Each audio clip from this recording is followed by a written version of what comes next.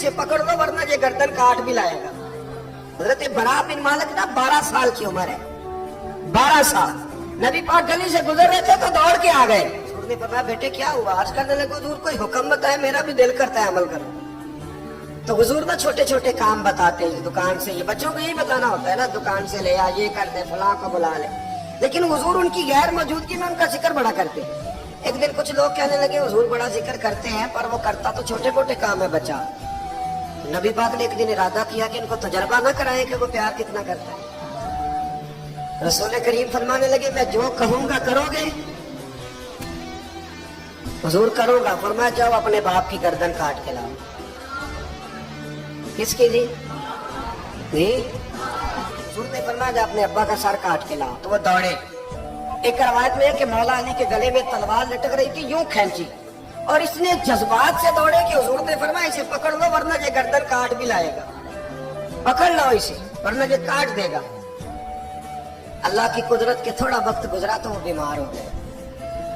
दिन में 2 मरतबा मेरे नबी पाक तीमारदारी करने जाते। एक शाम रसूल करीम तशरीफ ले गए तो हुजूर सराहने बैठे, माथे पे हाथ रखा तो करीम महबूब उनके बाप की तरफ कान में कुछ कहा उनके वालिद से, हुजूर रोने लगे।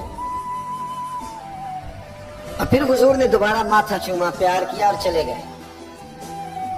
हजरत बरा बिन मालिक छोटी उम्र थी, उसने लिखा तलहा बिन बरा नाम था इनका। तो हजरत तलहा बिन बरा ना अपने अब्बा को करीब बुलाया और चारपाई में बिठाया। कहने लगे अब्बा जी हुजूर क्या फरमा गए?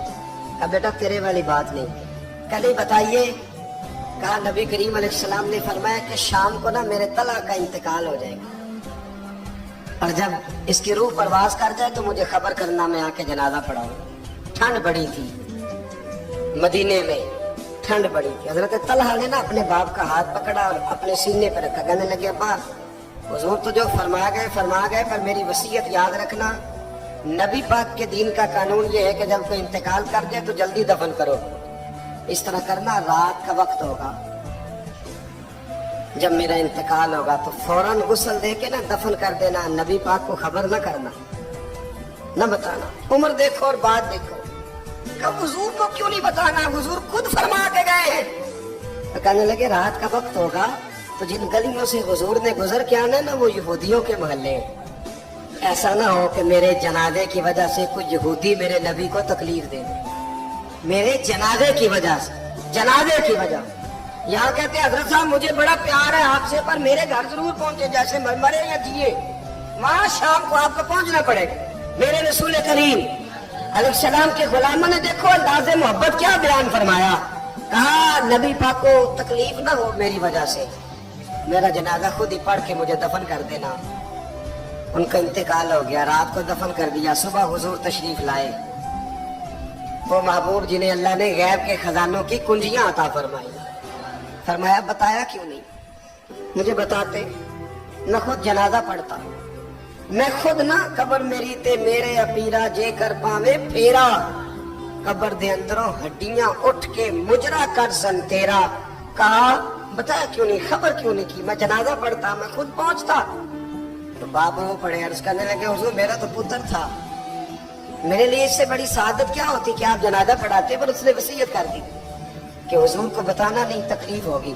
नबी करीम फरमाने लगे बताओ मुझे उसकी कब्र कहाँ है। और यारो गौर करना, सारी दुनिया गुंबद खजरा रोज़ा रसूल पे और नबी पाक एक गुलाम की कब्र पे तशरीफ ले। खुद नबी करीम गए और आज हुजूर ने दुआ अनोखी फरमाई। फरमाया ऐ अल्लाह जब मेरा तलहा तुझसे मिले ना तो जरा इससे मुस्कुरा के बात करना, जो तेरी शान के लाए। रसूलुल्लाह की मोहब्बत, नबी पाक की गुलामी, रसूलुल्लाह का प्यार। आला हज़रत कहते हैं जान है इश्क़ मुस्तफ़ा, रोज फुजू करे खुदा। ओ भाइयों जिसको हो दर्द का मजा वो नाज़े दवा उठाए क्यों।